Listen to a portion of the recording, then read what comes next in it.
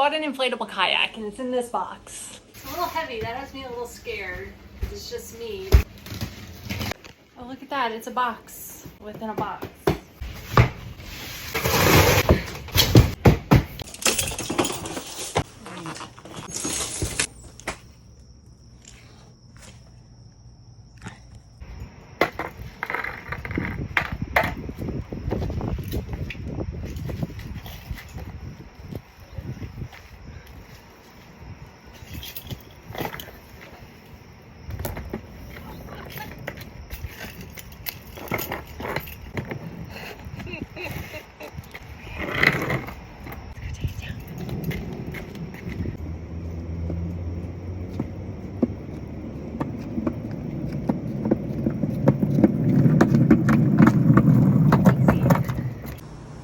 Now that I'm here looking at it, I should have opened it first and seen what was actually in the box and what I have to do, but I want to go there and do it.